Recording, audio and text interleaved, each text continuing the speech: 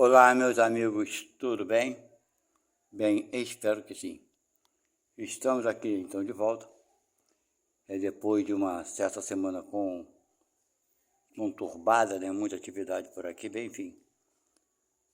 Estamos voltando com o nosso estudo aqui do Livro dos Médiuns. Nos encontramos no capítulo de número 6, que é esse aí que está à frente, ó.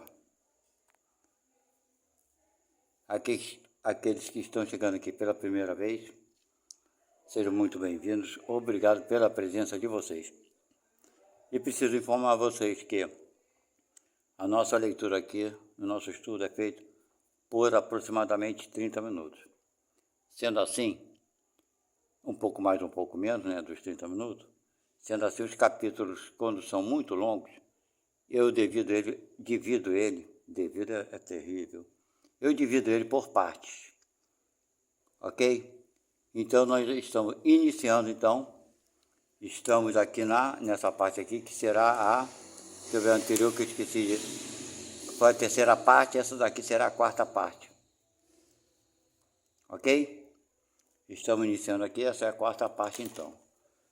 A terceira já foi, a caneta não quis escrever, vou anotar aqui, essa aqui é a quarta parte. Ok? Então, o livro dos médiuns fala sobre os fenômenos, como eles acontecem, e etc e tal. Nesse capítulo de número 6, ele fala, basicamente, deixa eu pegar do início aqui, manifestações físicas, ok? Então é sobre esse assunto que estamos aqui falando e estudando, ok? Então, sem mais delongas, vamos ao início, que começa assim, número 101. Primeiro título, né? Ensaio teórico sobre as aparições. Número 101. As mais comuns manifestações aparentes ocorrem no sono. Pelos sonhos, são as visões. Não pode entrar em nosso plano, examinar todas as particularidades que os sonhos podem apresentar. Resumimos-nos dizendo que eles podem ser uma visão atual das coisas presentes ou ausentes. Deixa eu ver aqui, porque eu não quero errar, né? Ou ausentes, né? Uma visão retrospectiva do passado e, em alguns casos excepcionais, um pressentimento do futuro. São também frequentemente quadros alegóricos que os espíritos fazem passar sob nossos olhos para dar-nos úteis advertências e salutares conselhos, se são bons espíritos, ou para induzir-nos ao erro e lisonjear nossas paixões, se são espíritos imperfeitos. A teoria seguinte se aplica aos sonhos e a todos os casos de aparições. Então, isso também é um tipo de mediunidade, tá? Quando algumas revelações nos são reveladas nos sonhos. Eu já passei por várias experiências desse caso. Já comentei aqui, em vídeos anteriores, as coisas que me ocorreram de fato nos sonhos, que realmente teve um resultado positivo no meu dia a dia, na vida de algumas pessoas conhecidos meus, né? Enfim, é isso aí. E ele vai continuar falando do quê? Vamos lá. Queremos fazer justiça ao bom senso de nossos leitores em refutando o que há de absurdo e de ridículo nisso que, vulgarmente, chama-se interpretação dos sonhos. Veja bem, está falando aqui o seguinte, tem gente que sonha com uma coisa e porque sonhou com isso, acha que vai acontecer aquilo. Eu conheci uma pessoa que, se ela sonhasse com um dente, ela diria que ia morrer algum parente ou conhecido dela próximo. Então isso é absurdo, não tem nada uma coisa a ver com a outra. Mas quando a pessoa acredita nisso, alguns espíritos se utilizam dessa crença, né, para fazer com que a pessoa sonhe com dente. esses espíritos, como ele falou ali antes, são espíritos inferiores, imperfeitos. Inferiores não, imperfeitos. Mas não são mais imperfeitos do que nós não, tá? Vamos entender bem isso. São tão imperfeitos quanto a gente. Eles querem, de alguma forma, nos criar algum transtorno por vingança, por algum motivo nesse sentido. Ok? Vamos lá. Número 102, então, ele continua falando. As aparições propriamente ditas têm lugar no estado de vigília. Aparições, é claro, propriamente dita é quando você está acordado, estado de vigília. E quando se goza da plenitude e da inteira liberdade das faculdades. Apresentam-se, geralmente, sob uma forma vaporosa e diáfana, algumas vezes vaga e indecisa. À primeira vista, frequentemente, é um clarão esbranquiçado, cujo contorno se desenham pouco a pouco. De outras vezes, as formas são nitidamente acentuadas e se distinguem os mesmos traços fisionômicos, a ponto de poder se fazer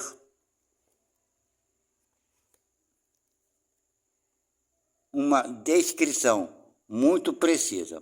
As maneiras ou aspecto são semelhantes ao que o espírito tinha quando encarnado. Então, quando encarnado. Então, tem algumas aparições que são perfeitas. A pessoa se vê por completo, ok? Eu vou dar uma pulada rapidamente sobre tudo isso aqui, que eu estou observando aqui na página ao lado, ó. Aqui, na verdade, foi onde eu parei semana passada. Ok? Então, essa parte que eu estou lendo, eu já li. Então, vamos lá. Para o número 104. Então, tipo, ficou com uma recapitulação para quem está acompanhando o nosso trabalho. E eu vou agora para o número 104. Que começa assim. O espírito quer ou pode aparecer revestido, algumas vezes, de uma forma ainda mais nítida, tendo todas as aparências de um corpo sólido, a ponto de produzir uma ilusão completa e fazer crer que se está diante de um ser corporal. Em alguns casos, enfim, e sob o império de certas circunstâncias, a tangibilidade pode tornar-se real, quer dizer, se ou pode tocar. Está vendo? Além da aparência, em alguns casos pode até tocar. A gente vai sentir que tem como se fosse matéria mesmo. Apalpar, sentir a mesma resistência, o mesmo calor, como da parte de um corpo vivo, o que não impede de se desvencer, né?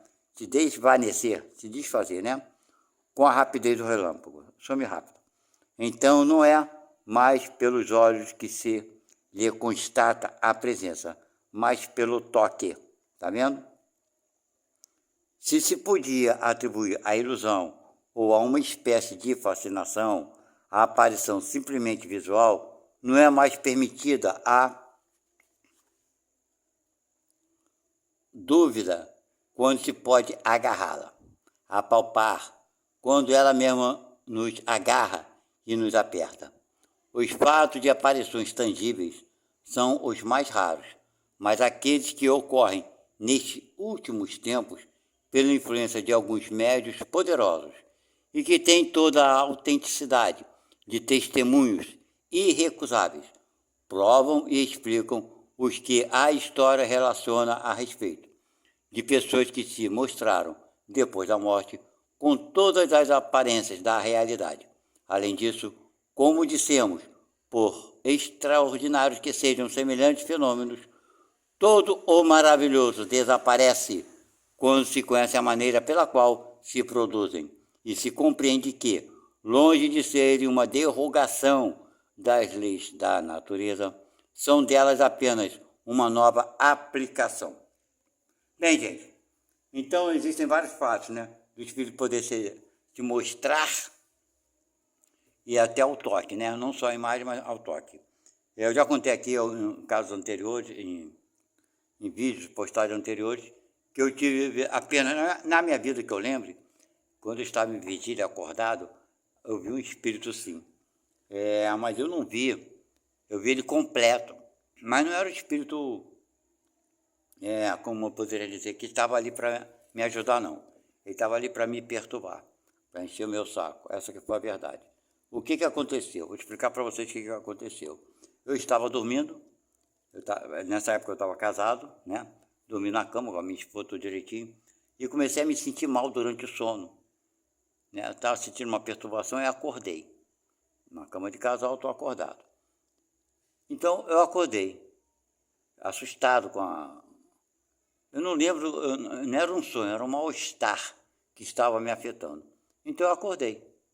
E quando eu olho, eu estava de costas para minha esposa, quando eu olho para ver o meu corpo, para a direção da minha esposa, para vê-la, eu vi um espírito manifestado entre eu e minha esposa. Era como se eu poderia dizer para vocês, uma pombagira na visão, na cultura de Umbanda, Candomblé, que são aquelas mulheres com uma flor presa no cabelo ali na orelha, a roupa vermelha e branca, e ela estava deitada entre eu e minha esposa, com a mão no queixo, né, segurando o rosto assim e rindo da minha cara. Entendeu? Como ela estava satisfeita da perturbação que ela estava me causando. Naquele exato momento, eu fiquei tão chateado, mas tão aborrecido, que eu desfechei um soco nela, uma agressão. Para vocês verem que não era uma fumacinha, não era vaporizada, ela se manifestou, ficou inteiramente visível ao ponto de eu não ver minha esposa do lado dela. Eu só a vi e não vi minha esposa. Deu para entender, ela ficou completamente materializada, esse espírito. No momento eu fiquei com raiva, bolado, porque já ela estava debochando de mim, rindo da minha cara, e eu não aguentei, perdi o controle, fechei a mão e dei um soco.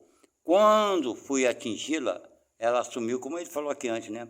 Rapidamente, desvaneceu numa velocidade de um relâmpago. E no mesmo momento eu falei, caramba, eu vou socar minha mulher. Uma coisa muito rápida, né? Mas, por sorte, eu estava do outro lado da cama e a mulher do outro lado. Ou seja, nós não estávamos próximos um do outro. Então, não atingi a minha esposa. Vocês entenderam? Eu atingi o próprio colchão. Nunca mais eu tive uma visão semelhante a essa ou outra que seja. Então, eu estou explicando para vocês, são casos raros, são muito raros. Entendeu? Comigo aconteceu, tá? Eu estava bem no início do meu casamento. Enfim, então é isso, gente. Mas como é que esse espírito conseguiu fazer isso? Ele não faz nada disso sozinho. Ele, com certeza, absorveu um pouco da minha energia, né, do meu perispírito, um pouco da energia da minha esposa, claro que ela também, todos nós somos médios, querendo ou não, maior quantidade ou menor de energia, apto mais para isso ou para aquilo, mas enfim, ela conseguiu utilizar das energias nossas para se materializar. Ok? Só foi uma vez. Eu vi ela dos pés da cabeça. Não era tipo só um rosto, ou só o tronco, sem as pernas, não. Ela estava uma mulher completa, né? Assim, deitada, rindo da minha cara. Entendeu? Foi isso que eu vi. Então, gente, é isso aí. Cada um é cada um. Não tem esse negócio, todo mundo vê igual. Não, não vê igual, porque depende de uma série de fatores. Depende do médium, depende do próprio espírito que quer se manifestar e por aí vai. Ok? Foi isso que eu vivi nessa experiência da visão, né? Uma vez só. Vamos lá? Vamos ver o número 105, o que fala agora. Olha bem, deixa eu explicar uma coisa para vocês. Nessa época que aconteceu isso comigo, eu não frequentava religião alguma. Vocês entenderam? Eu não sabia nada de espiritismo, eu não entendia nada de espiritismo. Eu tinha uma ideia interna minha de algumas coisas, era uma coisa que eu pensava, mas não que eu estudasse nada, não estudava doutrina, não estudava religião alguma. Deu para entender, né? Pois é, então vamos lá. Não tem nem como falar, você estudou espiritismo, acreditou, imaginou, tá, eu nem era espírita, não frequentava nada, não imaginei nada. Aconteceu e foi isso que aconteceu. Depois, com o tempo, é que eu fui saber que esse espírito se manifestou, enfim, foi muitos anos depois. Depois não foi um mês não, tá, gente? Foram anos depois. Não dei muita importância a isso na época, não. Vamos lá, número 105. Pela sua natureza e em seu estado normal, o perispírito é invisível e tem isso de comum com uma porção de fluido que sabemos existir, mas que jamais vimos. Mas podem também, como certos fluidos, sofrer modificações que o tornam perceptíveis à visão, seja por uma espécie de condensação, seja por uma alteração em sua disposição molecular, é quando nos aparece sob uma forma vaporosa. Há condensação entre parênteses, e não é preciso tomar esta palavra ao pé da letra, de vez que a empregamos na falta de outra, e a título de comparação, fecha parênteses. Né? Então ele continua. A condensação, dizíamos, pode ser tal que o perispírito adquire as propriedades de um corpo sólido e tangível. Ponto e vírgula. Deixa eu explicar uma coisa aqui para vocês. Para quem está começando o espiritismo, está ouvindo isso aqui, não sabe o que é perispírito. O perispírito é uma substância semimaterial que nos envolve. Envolve nós quem? O espírito. Tá? Então, esse perispírito é uma substância invisível, mas através de combinações com outros fluidos, com outras energias, ele pode se tornar tangível, visível, mesmo ao toque. Deu para entender, né? Como ele fala de condensação, ou seja, como se fosse condensar, concentrar, né, a energia, de certa forma que ele se torna visível. Ok? Então é tudo isso que ele falou aqui, é isso que eu expliquei para você, o que vem antes seu perispírito. E aqui está aqui, então deixa eu descer um pouco mais, senão a gente perde, né? E ele continua, tangível, mas pode instantaneamente retomar seu estado etéreo e invisível. Então essa parte aqui que está falando aqui agora, foi exatamente o que aconteceu com esse espírito que se manifestou entre eu e minha mulher.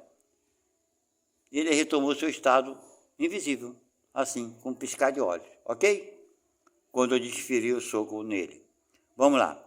Podemos nos inteirar desse efeito pelo do vapor, que pode passar da invisibilidade ao estado brumoso, né? Depois líquido, depois sólido e vice-versa. A água evapora, sai do gelo, né? Evapora até que soma muito calor, ela evapora e não consegue mais vê-la, até se formar alguma nuvem no espaço mais alto, né? Quando encontra o frio. Vamos lá. Este diferente estado do perispírito resulta da vontade do espírito, e não de uma causa física exterior, como em nosso gás. Né? Então, depende da vontade do espírito para isso acontecer, tá? Quando nos aparece, é porque colocou seu perispírito no estado necessário para torná-lo visível. Mas para isso, sua vontade não basta. Olha bem, não basta a vontade do espírito. Já estudamos antes e vamos ver. Porque a modificação do perispírito se opera pela sua combinação com o fluido do próprio médium. Vocês estão entendendo? Ele já falou isso antes. Está repetindo aqui para a gente entender bem. O espírito apareceu para mim e ele me assustou, mas ele tem que combinar o fluido dele com o teu. Deu para entender, né? Sem isso, nada disso acontece. Ok? E vamos continuar. Ora, esta combinação não é sempre possível, né? Porque se essa combinação fosse possível com qualquer pessoa, todo mundo ia ver espírito em qualquer lugar, a todo momento. Não é verdade? Então, essa pessoa tem que ter esse tipo de fluido que permita esse tipo de fenômeno, ok? Todos nós somos médios, já falei isso aqui. Mas a mediunidade tem várias variações. Tem aqueles que veem, tem aqueles que ouvem, tem aqueles que são sensitivos, tem aqueles que falam, psicofônicos, e são aqueles que escrevem, que recebem psicografia, ok? Então, nós médiums temos várias, a variação é grande da mediunidade. Então, aqueles médios que têm o fluido que permite a evidência, ver os espíritos, sim, aí o espírito pega o fluido desse médium para se fazer mostrar, ok? E ele continua, vamos lá. Além dele, né, para se mostrar, não basta, ele continua aqui, não basta também que uma pessoa queira vê-lo, não basta. Nem o espírito pode fazer sozinho, nem qualquer pessoa pode querer ver. Ele continua aqui. Deixa eu baixar mais um pouco. Está aqui. Né? Não basta que a pessoa queira, está aqui, né? Não basta mostrar, não basta também que a pessoa queira, tá? Queira vê-lo. É necessário que os dois fluidos possam se combinar. Está vendo como é que as coisas são? Não é fácil, não. Ele continua.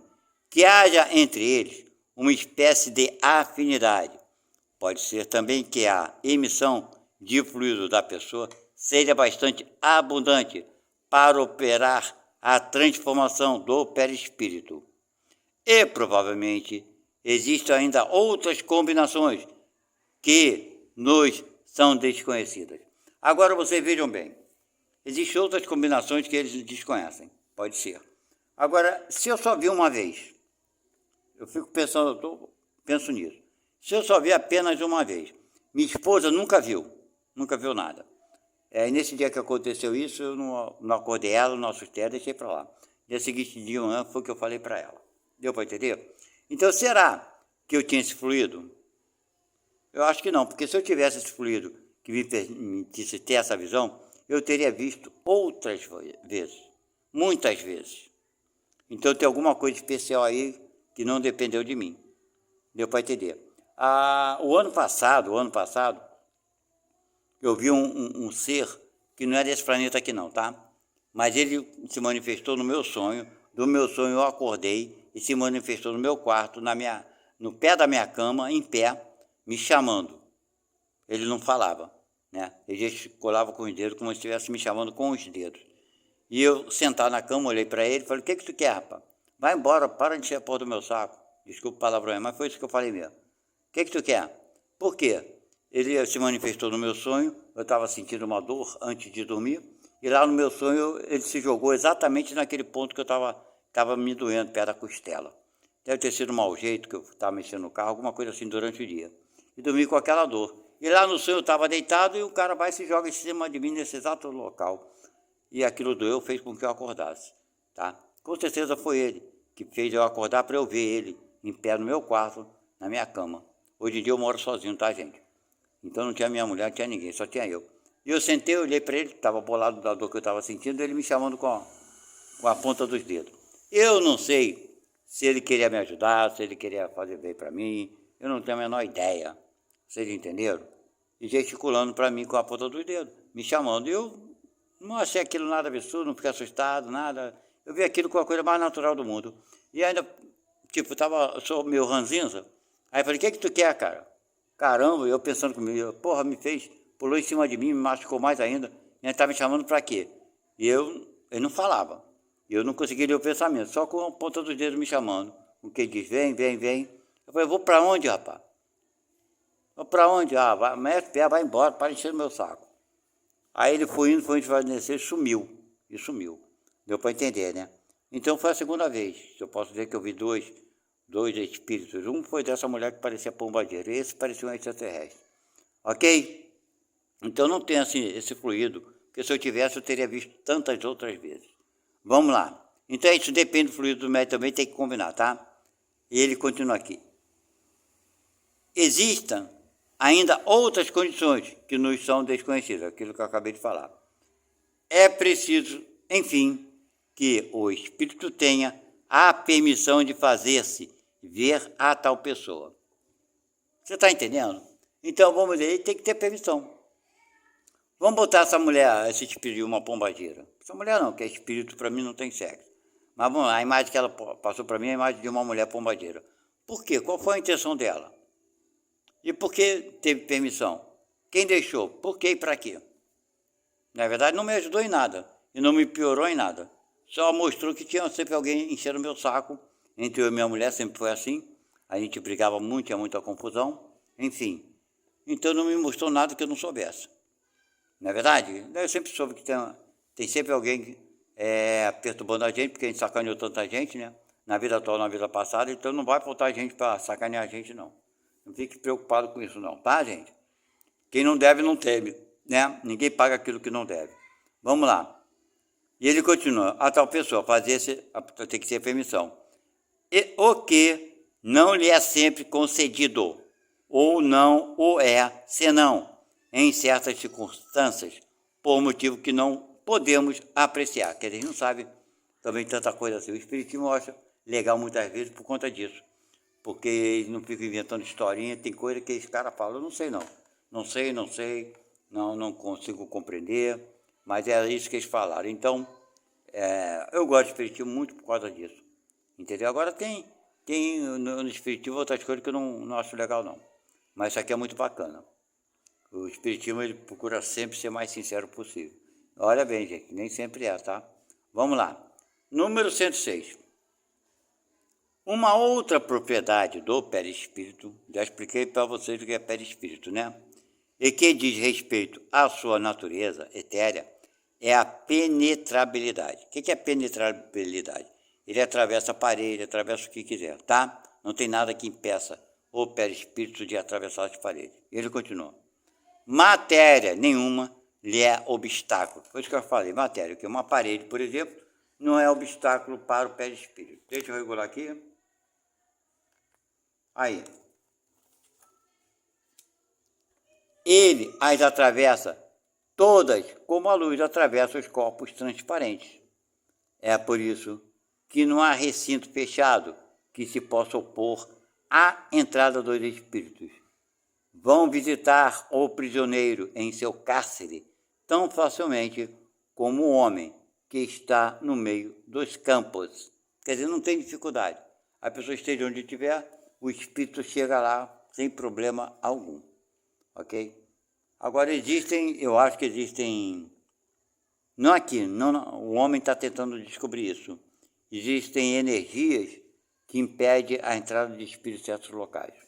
Mas isso é uma coisa mais profunda, só para quem se mete com isso, quer o estudo mais profundo, quer fazer coisas mais sérias, que não é o nosso caso aqui, tá, gente? Daí é outra cara. É outra coisa que eu só tenho uma ideia por alto, ok? Porque eu penso muito, não li nada em lugar nenhum, mas eu penso muito, eu sei que tem, porque com certeza eu conheço. Não li em lugar nenhum, é coisa minha interior, ok? Vamos ler só o número 107, que já estamos com 27 minutos. E aqui nós vamos parar então depois do número 107, que é esse trecho pequeno, e o 108 é mais longo, né? O 108, ele é mais longo. Vamos lá, número 107. As aparições no estado de vigília, quer dizer, quando a gente está acordado, não são nem raras e nem novas. Quer dizer, não é tipo, são raras, ele falou ali antes, mas tipo assim, não é novidade nenhuma. Isso sempre aconteceu. Ele continuou. Isso que ele quer falar, não raras, ou seja, aconteceu por vários séculos. Ele continua aqui. Houve em todos os tempos, e a história relaciona um grande número delas, mas sem remontar tão longe, né, sem ir lá para trás muito, em nossos dias, são muito frequentes. E muitas pessoas que as tiveram tomaram-na de início, pelo que se convencionou chamar de alucinações. Tem gente que pensa que é. São frequentemente, sobretudo, nos casos de morte de pessoas ausentes que vêm visitar seus parentes ou amigos.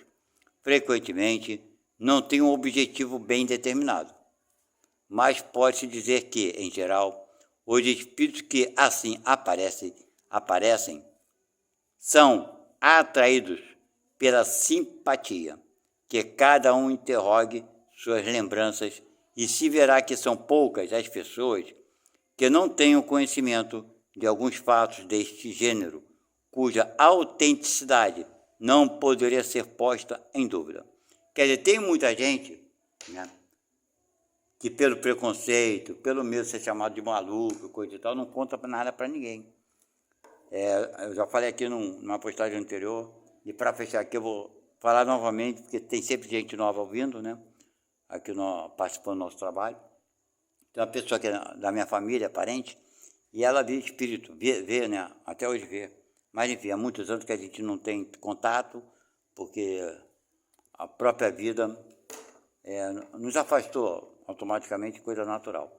Mas quando nós tínhamos um contato mais constante, frequente, quase toda semana estávamos juntos, a gente conversava algumas coisas sobre as coisas que aconteciam com ela, com essa pessoa. Mas ela não frequentava religião alguma, vamos deixar bem claro isso aqui. E ela sempre via espíritos desde criança. Inicialmente ela achava que estava ficando maluca, que estava ficando louca, e não falava para ninguém. Acho que nem para os pais dela ela falava. e via aquilo e ficava assustada, com medo, com medo, com medo. Só que aquilo foi se tornando uma coisa tão comum na vida dela, que ela passou a não ter mais medo. Entenderam? Cresceu, se casou, e via espírito à torta e à direita o tempo todo. E ela já estava tão acostumada com aquilo que quando aparecia um espírito para ela brigava com o espírito. Falava, cara, você vai vir me assustar, vai vir me assustar. Para de encher o meu saco, mete o pé, vai embora. Puta, ela xingava mesmo, falava as coisas. E não se incomodava mais. Por quê? Porque para ela aquilo era uma coisa natural. Vocês estão entendendo? O que para algumas pessoas, fantástico, ver isso aqui. Para as pessoas que vêm, não tem nada de fantástico, é uma coisa natural, comum. Entendeu? Agora, quando ela quer, independente da opinião dos outros, eu preciso falar com alguém, é porque a pessoa está aprendendo, está com medo, e acaba se deixando levar pelas opiniões dos outros, acreditar que é o capeta, que é Satanás, que é o diabo, só fala besteira, a gente só fala besteira e por aí vai. Vocês entenderam? Então, na doutrina espírita, a gente estudou e aprendeu que esses dons da mediunidade, Deus nos dá esse dom para que a gente utilize isso em favor do próximo. Isso eu fui estudar muitos anos depois, quando já não tinha tanto contato com essa pessoa. Porque quando eu tinha um contato com ela, eu não estudava espiritismo, não sabia de nada. Eu só sabia que existia espírito, eu sempre acreditei na reencarnação.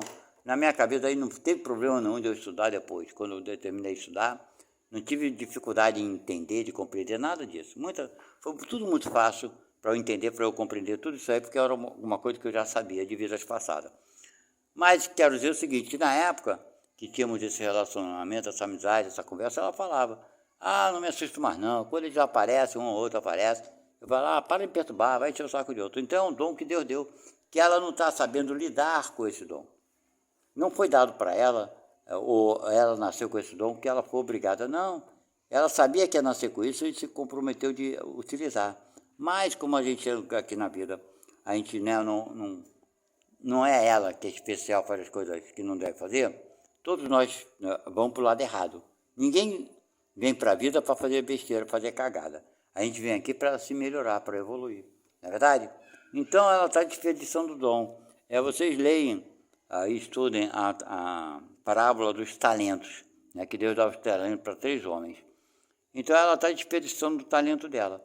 Mas faz parte da vida dela, isso não é um problema dela, não é um problema para ninguém julgar, nem condenar, isso é um problema dela, é ela com ela. Quando ela desencarnar, ela vai ver o tempo que perdeu, que ela podia ter utilizado isso, ajudando muita gente, muito espírito, né, que não deixa de ser gente, eu falo gente, para mim é tudo igual, estaria ajudando muito de espírito, que estaria automaticamente ajudando a ela. Ok? Bem, vamos encerrar aqui. Nosso estudo de hoje foi bacana. Vai ser a 5ª parte aqui. Espero que semana que vem eu não me engane do jeito que eu me enganei dessa vez, né? Nós vamos então, da próxima vez, vamos para a 5ª parte que está do lado de cá. É porque esse pregadorzinho estava do lado errado. Ele tem que estar do lado da página que eu vou ler. Que aí pronto, aí eu já sei, né? Conforme está aqui, ó. Está do lado da página que eu vou ler. Aí não tem como errar. Ok, gente? Bem, espero que tenham gostado. Fiquem na paz de Deus e até a semana que vem. Tchau, fui.